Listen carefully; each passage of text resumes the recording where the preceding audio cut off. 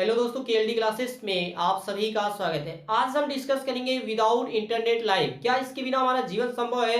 यदि संभव है तो कितना संभव, यदि नहीं है, बिना इंटरनेट के हम नहीं चल पा रहे हैं, तो क्यों बिना इंटरनेट के हम जीवित नहीं रह सकते हैं? जैसे कोरोना संकट में जिस प्रकार से सांस लेने के लिए हमें ऑक्सीजन जरूरी है, उसी तरह से दुनिया में सभी कारोबार करने के लिए इंटरनेट की जरूरत होती है।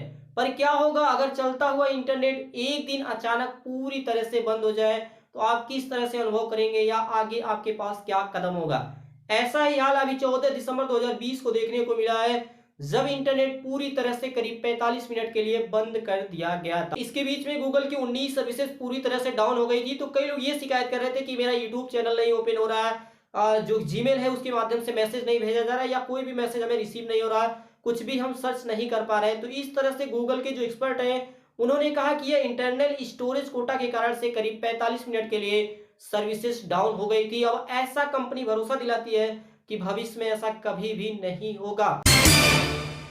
ब्रिटेन के मिरर न्यूज़पेपर के अनुसार 54% ऐसे लोग हैं जिनका यूट्यूब एक्सेस नहीं हो पाया, 42% ऐसे लोग थे जिनका वीडियो ओपन नहीं हो रहा था, तो वहीं 3% ऐसे लोग हैं जिनका लॉगिन ही नहीं हो पा रहा था। जबकि आप सभी जानते हैं कि यूट्यूब के पूरी दुनिया में करीब 2 बिलियन या 200 करोड़ यूजर हैं। प्रति 60 सेकेंड में यूट्यूब चैनल पर 500 घंटे का वीडियो अपलोड किया जाता है। तो इस तरह से देखा जाए तो इस 40-45 मिनट के बीच में जब तक ये शटडाउन था, तो इस तरह से करीब 20,000 घंटे का डाटा यूट्यूब चैनल पर अपलोड नहीं हो पाया, जिसके कारण से करीब 10 करोड़ रुपए का नुकसान अकेले यूट्यूब चैनल को हुआ है। इसी तरह से अगर मैं जीमेल की बात करूं तो 75% ऐसे लोग थे जिनका लॉगिन ही नहीं हो पा रहा था जीमेल, 15% लोग एक्सेस नहीं कर पाए वेबसाइट को, वहीं 8% लोग मैसेज को रिसीव नहीं कर पाए जो मैसेज उनको भेजा जा रहा था। जबकि यूजर जो है जीमेल के वो 180 करोड़ से अधिक हैं, और 2020 में प्रतिदिन 306 बिलियन ईमेल सेंड व रिसीव किए जाते हैं पूरी दुनिया में। ऐसी घटना पहली बार नहीं हुई जिस तरह से 14 दिसंबर को देखने को मिला। इसके पहले भी 20 अगस्त को इसी तरह से शटडाउन हो चुका था। लगातार शटडाउन की बढ़ती समस्या के कारण से समय समय पे कई सर्वे प्राइवेट व गवर्नमेंट संस्थाएं करती रहती हैं। ऐसा ही एक सर्वे 3 साल पहले अर्थात 2017 में अमेरिकी विश्वविद्यालय स्टैनफोर्ड में छात्रों के सामने इंटरनेट शटडाउन की स्थितियां रखी गई, जिसके बाद लोगों को एहसास हुआ कि इससे छोटे मोटे जो कारोबार हैं वो सबसे पहले प्रभावित होंगे। उसके बाद जो सोशल लाइफ होगी उसमें भी इसके साथ समस्याएं आ सकती हैं। ऐसा लग सकता है कि जब आपके दोस्त या आपके परिवार से कांटेक्ट नहीं हो पाएगा, तो आपको थोड़ा सा अंदर आपको एक तरह से चिंता हो सकती है कि मेरे परिवार में उस फैमिली या उस मेंबर को क्या हो गया, जिसके कारण से मेरा जो वहां पे संपर्क है वो नहीं हो पा रहा। इस प्रकार एक व्यक्ति या परिवार के रूप में इंटरनेट शटडाउन का प्रभाव भले ही आपको सीमित लगे, लेकिन इसे अगर बड़े क्षेत्र पे देखें, जैसे कंपनियों के कारोबार हो, टूरिज्म सेक्टर हो, मेडिकल सेक्टर हो, कम्युनिकेशन सेक्टर हो, सैटेलाइट सेक्टर, और आज पूरी दुनिया में जो इस तरह से कोविड-19 वैक्सीन पर रिसर्च किया जा रहा है, ये पूरा इंटरनेट पर ही आधारित है। अगर इसी तरह से अगर 1 घंटे 2 घंटे या 24 घंटे के लिए शटडाउन हो जाता है, तो पूरी तरह से ऐसे जो बड़े प्रोजेक्ट होते हैं उस पर सबसे अधिक प्रभाव पड़ेगा। इसी प्रकार दूसरा सर्वे 2000 ईस्वी में कोपहेगन यूनिवर्सिटी के शोधकर्ताओं ने किया, जिन्होंने 20 बड़ी कंपनियों के जो वित्तीय तिमाही है उसके आंकड़े को इसमें शामिल किया और चेक किया कि अगर लगातार 4 दिनों तक इंटरनेट को पूरी तरह से बंद कर दिया जाए तो कितना नुकसान होगा इन कंपनियों को। आप सभी ध्यान रखिए कि आज से 20 साल पहले ये आंकड़ा निकाला गया था, तो प्रभाव इस प्रकार था कि कंपनियों की जो आर्थिक स्थिति थी उसमें बहुत ही कम नुकसान देखने को मिला, क्योंकि उस समय आज से 20 साल पहले कम ही लोग इस तरह से इंटरनेट का यूज करते थे। और इसमें एक बात ये भी नोटिस की गई थी कि जो कर्मचारी थे या जो अधिकारी थे वो अधिकतर इंटरनेट पर निर्भर थे, उनकी हालत पूरी तरह से खराब हो गई थी। और आज से अगर तुलना किया जाए तो आज तो करीब लगभग 95% जो कार्य होते हैं वो इंटरनेट पे ही आधारित होते हैं या उसी पे डिपेंड होते हैं। ऐसे में अगर 4 दिन तक लगातार शटडाउन किया जाए तो उसे हम शब्दों में व्यक्त नहीं कर सकते कि क्या हालत हो सकती है। इसी प्रकार ऑनलाइन कारोबार पूरी दुनिया में पसंद किया जा रहा है। 2019 की एक रिपोर्ट के अनुसार दुनिया भर के लगभग 25 से 26% लोगों ने ऑनलाइन शॉपिंग का सहारा लिया है, और एक अनुमान ये भी लगाया जा रहा है कि आने वाले 2040 तक पूरी शॉपिंग में ऑनलाइन शॉपिंग का जो शेयर होगा वो करीब 95% हो जाएगा। विश्व का सबसे बड़ा ई कॉमर्स मार्केट किसका है? चीन देश का। लेकिन बताया गया कि आने वाले 2022 में पहले स्थान पे भारत आ जाएगा। और ऐसे में अगर 1 घंटे के लिए भी इंटरनेट शटडाउन या पूरी तरह से बंद किया जाता है तो करीब पूरी दुनिया को हजारों करोड़ का नुकसान हो जाएगा।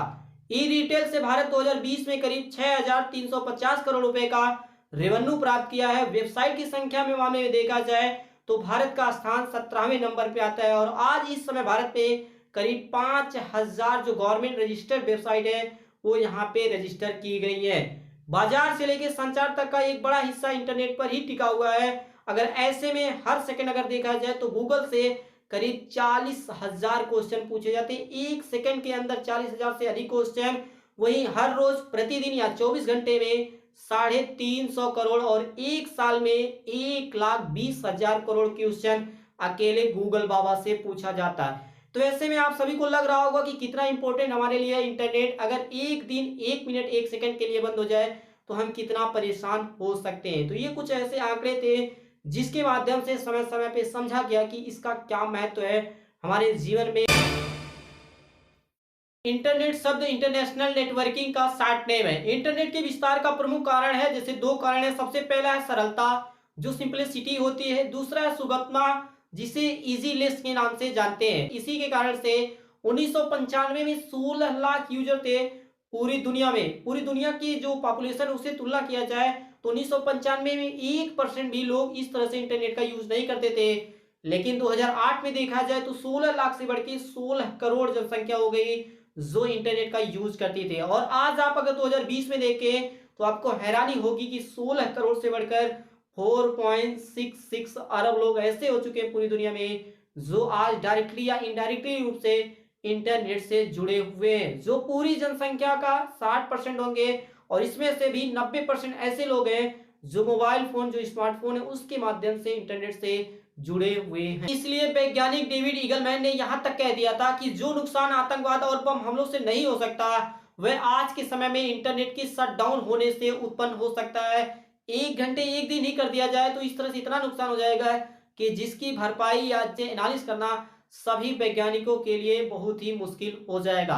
तो चलिए कुछ ऐसे देश हैं जहां पे हम बात करेंगे कि इंटरनेट वहां पे किस प्रकार से है, सरकार ने क्या क्या व्यवस्थाएं कर रखी है। तो सबसे पहला हमारा देश है इस्टोनिया देश। हो सकता है कि कुछ लोगों के लिए ये नया देश होगा, लेकिन इस देश में वाईफाई पूरी देश में पहुंच है। चाहे आप हवाई अड्डे पे हो या समुद्र तल में हो, जंगल में हो, हर जगह इंटरनेट की पहुंच है।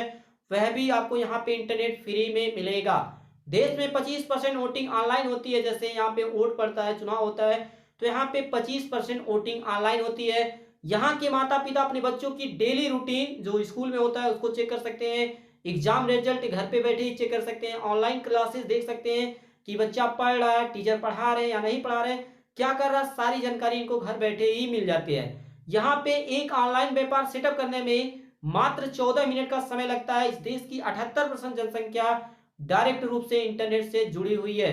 इस देश में इंटरनेट पर सबसे अधिक स्वतंत्रता प्राप्त है अगर पूरे विश्व में देखा जाए तो वह देश है इस्टोनिया, जहां पे आप किसी भी प्रकार से किसी भी सोशल मीडिया पे जो आप कहना चाहते हैं या जो भी व्यक्त करना चाहते हैं, देखना चाहते हैं, वो आप आसानी से देख सकते हैं। इसलिए डिजिटल दुनिया का सबसे बड़ा एग्जाम्पल यही देश है जो आपको पता होना चाहिए। इसी प्रकार अमेरिका की 32 करोड़ जनता में से 25 करोड़ लोग सीधे इंटरनेट से जुड़े हुए हैं। इस्टोनिया देश की बात देखा जाए तो इंटरनेट पे सबसे अधिक स्वतंत्रता अमेरिका के लोगों, जर्मनी, ऑस्ट्रेलिया, हंगरी, इटली और फिलीपींस के लोगों को मिली हुई है और आधे से अधिक अमेरिकी इंटरनेट पर ही टीवी देखते हैं। तो इस तरह से अगर मैं भारत देश के बारे में बात करूं तो भारत में 15 अगस्त 1995 के बाद से सभी को इंटरनेट यूज करने का अधिकार दिया गया है। पूरी दुनिया में देखा जाए तो नेट यूज करने के मामले में जो भारतवासी है उनका शेयर जो है वो 14% है। 2014 के बाद से जब इस तरह से मोदी सरकार आती है तो एक पूरा स्कीम लेके आती है कि डिजिटल इंडिया बनाया जाएगा। इस तरह से आपने देखा नोटबंदी किया गया, जीएसटी लाया गया, ऐसे कई और योजनाएं लाए गए जिसमें सीधे सीधे देखा जाए तो इंटरनेट से ही लोगों को जोड़ने का पूरा एक लक्ष्य रखा गया है। और जब से जियो 2016 में आया है तब से आपने देखा कि इंटरनेट का जो मार्केट है जितना पूरे दुनिया में नहीं है उससे कहीं कहीं अधिक गुना जो है इंटरनेट के जो यूजर है वो अकेले भारत देश में है।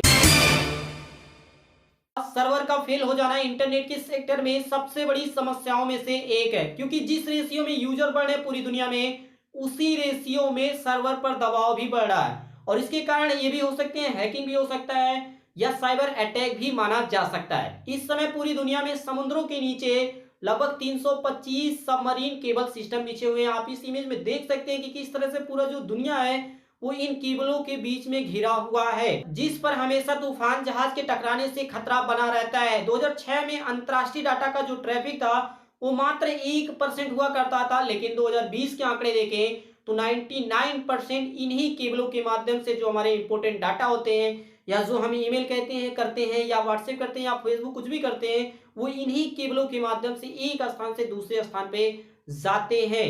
कई वर्षों से संस्थाएं जो है वो इंटरनेट के बढ़ते प्रभाव को कंट्रोल करने के लिए कई नियम बनाती हैं, कई नियम फेल भी हो जाते हैं। जैसे पायरेटेड संगीत होता है, फिल्में होती है, ड्रग्स बेचने या बच्चों के साथ जो पोर्नोग्राफी वाली बातें आती है, आतंकवादी प्रचार और नफरत भरे भाषण पर लगाम लगाएं।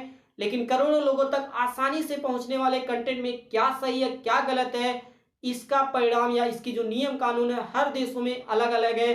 कोई देश इनके माध्यम से जो बनाया जाता है उसको मानने को तैयार नहीं होती है, जिसके कारण से हमें समय समय पे इंटरनेट के माध्यम से घटनाएं देखने को मिल जाती हैं। एक रिपोर्ट के मुताबिक भारत देश को 2019 में इंटरनेट बंद करने के कारण से लगभग 10,000 करोड़ का नुकसान हुआ था। इस तरह से नुकसान उठाने वाला विश्व का तीसरा देश भारत हो चुका है। वही पूरी दुनिया में अगर देखा जाए तो 2015 में इंटरनेट शटडाउन के कारण से करीब 17,000 करोड़ का नुकसान हुआ था। वहीं 2019 में 57,000 करोड़ का नुकसान पूरी दुनिया में हो चुका है। इसलिए 138 देशों की सूची में भारत को 131वां स्थान मिला है इंटरनेट स्पीड के मामले में, कि कभी स्लो हो जाता है, कभी तेज हो जाता है, या पूरी तरह से ठप हो जाता है। वहीं पाकिस्तान को 116वां स्थान, नेपाल को 117वां स्थान है। तो आप देख सकते हैं कि भारत की स्थिति यहाँ पे कितनी गड़बड़ है इंटरनेट के मामले में। अब तो भारत में लॉकडाउन के बाद से इंटरनेट स्पीड को और अधिक स्लो कर दिया गया है और सरकार ने सीधा सा जवाब दिया है वर्क फ्रॉम होम, जो इस तरह से इस जवाब पे सटीक नहीं बैठता है। इंटरनेट शटडाउन की वेबसाइट के अनुसार 2015 में 14 बार भारत में इस तरह से बंद किया गया, शटडाउन किया गया है। 2016 में 31 बार, 2017 में 79 बार, 2018 में 134 बार, जो पूरी दुनिया में सबसे अधिक था। 2019 में 91 बार शटडाउन किया गया है अलग अलग राज्यों में, अलग अलग शहरों में। इसी तरह से अगर 2018 के आंकड़े देखे जाएं और विश्व से तुलना किया जाए तो इंडिया में 134 बार इस तरह से शटडाउन किया गया है, पाकिस्तान में 12 बार, इराक में 7 बार, यमन में 7 बार, बांग्लादेश में 5 बार, वहीं रूस में 2 बार ही शटडाउन के मामले सामने आए हैं। एक समस्या तो ये भी है जो 12 दिसंबर 2019 को देखने को मिला, जिसमें मोदी जी ने पूरे देश या पूरे जैसे जो असम राज्य है उन असम राज्य के वासियों से अपील किया कि मैं असम के अपने भाई बहनों को आश्वस्त करना चाहता हूं कि उन्हें सीएबी जो सिटीजनशिप अमेंडमेंट जो बिल था उस समय पारित किया गया था, सीएबी के पारित होने के बाद चिंता करने की जरूरत नहीं है। मैं भरोसा दिलाता हूं कि कोई भी आपके अधिकार, अलग पहचान और खूबसूरत संस्कृति को नहीं छीन सकता। ये फलती फूलती रहेगी। जबकि मोदी जी और उनकी पूरी टीम को पता था कि 12 दिसंबर को असम राज्य में इंटरनेट को पूरी तरह से बंद कर दिया गया था, तो ऐसे में इस संदेश का क्या फायदा था जो मोदी जी असम राज्यवासियों को देना चाहते थे कि आप शांति के साथ रहिए, आपके अधिकार को नहीं छीना जा रहा। तो यहाँ पर भी कुछ ना कुछ गलतियां सरकार के माध्यम से हो ही जाती है कि जहां पे इंटरनेट को बंद करती है वहीं पे मैसेज भेजती है कि आप लोग आराम से या शांति से रहिए। भारत में इंटरनेट सेवाएं रोकने के 2 कानून और एक नियमावली है। इसी के आधार पर समय समय पे सरकार या जो टेलीकॉम सेक्टर है वो इंटरनेट को बंद करती है। सबसे पहला है कोड ऑफ क्रिमिनल प्रोसीजर 1973 जो सीआरपीसी के अनुसार कार्य करता है। दूसरा है इंडियन टेलीग्राफ एक्ट 1885। तीसरा है temporary suspension of Telegram service, जिसे हम पब्लिक इमरजेंसी भी कह सकते हैं, या पब्लिक सेफ्टी जो 2017 के अनुसार या 2017 के नाम से जानते हैं। सीआरपीसी के धारा के अनुसार ही आपका 144 आता है, जो समय समय पे आप देखते हैं कि चुनाव के समय में या कोई भी त्योहार होता है तो उस समय वहां पे लगाया जाता है। इसी तरह रूस की सरकार अलग से इंटरनेट बना रही है जो केवल रूस के लोगों के लिए कार्य करेगा, लेकिन इसके तैयार हो जाने के बाद सरकार का इस पर पूरा कंट्रोल हो जाएगा और सरकार तय करेगी कि आपको क्या देखना है क्या नहीं देखना है। इसी तरह से चीन में सरकार ने कई फिल्टर लगा रखे हैं, कई वेबसाइट को बंद कर दिया है, इसलिए एक्सपर्ट इसे द ग्रेट फेयरवॉल ऑफ चाइना कहते हैं। यूरोपीय यूनियन के देशों ने भी कई कंपनियों से कहा है कि अपनी ऑनलाइन सेवाओं में ऐसे फिल्टर लगाएं जिससे जो कंटेंट होते हैं जिसको लगता है कि ये आक्रामक होगा या किसी को नुकसान पहुंचा सकता है वो ऑटोमेटिक अलग छट जाए। इसलिए उन्होंने एक आर्टिकल बनाया है जिसे आर्टिकल 13 के नाम से जाना जाता है। एक्सपर्ट का कहना है कि इंटरनेट एक मानवाधिकार होना चाहिए, सभी को अधिकार दिया जाना चाहिए, सभी तक प्रोवाइड करना चाहिए कि हर इंसान इस इंटरनेट का यूज करके अपने इस तरह से जो समस्याएं आ रही है उसको दूर कर ले। लेकिन इस बात पर फादर ऑफ द इंटरनेट के मेंबर में से एक विंड सर्फ का कहना है कि इंटरनेट किसी लक्ष्य को प्राप्त करने का माध्यम है, खुद कोई मंजिल नहीं है। इस प्रकार से अगर देखा जाए तो पूरा विश्व इस बात पर इस तरह से बटा हुआ है कि ये मानवाधिकार है, मानव का अधिकार दिया जाना चाहिए, या सिर्फ एक ऐसा यूज है कि जिसको कहा जाएगा या जिस तरह से प्रोवाइड किया जाएगा, सरकार जिस तरह से चाहेगी उसी तरह से लोग इंटरनेट का यूज करेंगे। तो इस समस्या के आखिर में इलाज क्या है? एक जवाब तो यह है कि दुनिया इंटरनेट को हासिल करने के लिए जितने अधिक रास्ते विकसित करेगी, इंटरनेट को पूरी तरह से बंद करना उतना ही कठिन हो जाएगा आने वाले समय में। इसके लिए सर्वरों की संख्या बढ़ाई जाए, स्वदेशी सर्वर यूज किया जाए, सैटेलाइट व गुब्बारों की मदद से इंटरनेट को बढ़ाया जाए, क्योंकि अब एक सेकंड भी बिना इंटरनेट के जीना मुश्किल हो चुका है। अभी तो कम हुआ है, आने वाले 10 सालों या 20 सालों के बाद बिना इंटरनेट के कोई भी व्यक्ति या कोई भी समाज जो है, कोई भी देश जो अभी भी सोच रहा होगा कि हम इंटरनेट के बिना अपने आप को जीवित रख सकते हैं, वह जीवित नहीं रह सकता है। तो ये थी हमारी आज की सबसे important information, without internet your life. कितना सक्सेस है या कितना आप सफल है इंटरनेट के, और कितना सफल है बिना इंटरनेट के। आपकी अपनी राय जो भी होगी इस वीडियो के नीचे कमेंट बॉक्स में जरूर लिखिएगा। इस वीडियो को अधिक से अधिक लोगों के पास शेयर करिए। इसी प्रकार से बने रहिए। बने रहने के लिए आप सभी दोस्तों का KLD क्लासेस की ओर से धन्यवाद।